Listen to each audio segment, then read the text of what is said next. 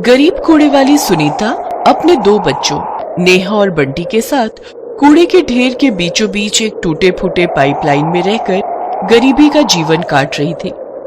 कड़ाके की ठंड में सुबह तड़के जागकर सुनीता कॉलोनी में से जाकर सबके घरों से कूड़ा लेती और उसे कचरे के ढेर में डाल देती।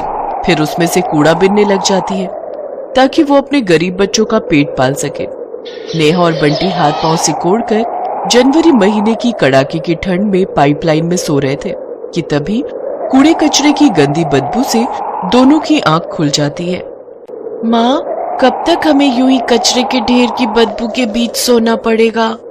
ये सुनकर सुनीता की आंखें भीग जाती हैं और फिर वो कहती है, बच्चों, ये कचरे का ढेर ही अब हमारा घर है, क्योंकि इसी काम की वजह से हम अपना पेट भर पा रहे हैं और तुम्हारी लाचार माँ की इतनी कमाई नहीं हो पाती कि वो एक कमरा किराए पर ले सके। मुझे माफ करना मेरे बच्चों। माँ, जहाँ तुम हो वही हमारा घर है, हमें और कुछ नहीं चाहिए। ये सुनकर सुनीता अपने बच्चों को सीने से लगा लेती है। फिर तीनों मिलकर और उसमें से कबाड़ इकट्ठा करके कबाड़ की दुकान में बेच आते हैं, जिससे उन्हें थोड़े पैसे मिल जाते हैं। फिर उससे आटा लाकर वो कूड़ेदान के पास बनाए हुए चूल्हे पर रोटी बनाकर उसे नमक के साथ अपने बच्चों को परोसती है। इसी तरह उस गरीब कूड़े वाली का हर दिन कचरे के ढेर से शुरू होकर कचरे के ढेर में ही खत्म हो रहा था। ऐसे ही एक रोज बहुत तेज बारिश हो रही होती है। तभी निशा नाम की एक जवान लड़की उनकी पाइपलाइन के पास आती है और सुनीता से कहती है, देखिए, मुझे बहुत भूख लगी है, अगर आपके पास खाने को कुछ है तो मुझे दे दीजिए। मुझे मेरी सौतेली माँ ने घर से निकाल दिया है। हाँ, तुम पहले पाइपलाइन के अंदर आ जाओ, बाहर भीग जाओगी।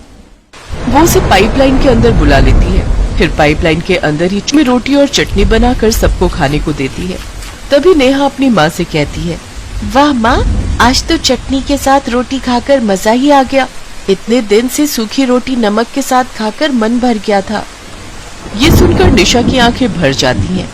सुनीता जी, वैसे आप कब से इन मासूम बच्चों के साथ यहाँ रह रही हैं? पिछले 4 साल से। आपके पति वो कहाँ हैं? मेरे पति एक फौजी थे। जब बंटी मेरी कोख में था तो जंग में लड़ते हुए वो शहीद हो गए थे। तभी मेरी सास ने मुझे मनहूस मानते हुए अपने घर से निकाल दिया था। तब से मैं इसी पाइपलाइन में आकर अपनी बेटी के साथ रहने लगी। फिर यहीं कूड़े के ढेर के बीच मैंने बंटी को जन्म दिया और यहीं पर कूड़ा बिनकर अपने बच्चों को पालने लगी। अब मुझ गरीब माँ के लिए ये कचरा ही मेरा आशियाना है। ये बात सुनकर निशा की आंखों में आंसू आ गए। एक शहीद की विधवा और उसके बच्चों को ऐसी जिंदगी जीनी पड़ रही है, ये सोचकर निशा की आंखों में आंसू आ जाते हैं। फिर देर रात हो जाती है और वो चारों उस पाइपलाइन में सो जाते हैं। अगली सुबह सुनीता की जब आंख खुलती है तो वो लड़की वहां नहीं होती और उस जगह पर एक चिट्ठी और कुछ पैसे रखे हुए होते हैं। सुनीता चिट्ठी पढ़ती है, सुनीता जी, मैं एक रिपोर्टर हूँ। मैं एक दिन कूड़े वाली के साथ रहकर उनकी जिंदगी जीना चाहती थी ताकि मैं सही मायने में उनके बारे में पता कर सकूं। मुझे माफ कीजिएगा, मैंने आपसे झूठ बोला, लेकिन जिस झूठ में अच्छाई छुपी हुई हो वो 100 सच के बराबर होता है। आपको आपका घर इज्जत के साथ वापस मिलेगा, ये मेरा वादा है आपसे। रिपोर्टर निशा खुराना। ऐसे 3 दिन बीत जाते हैं।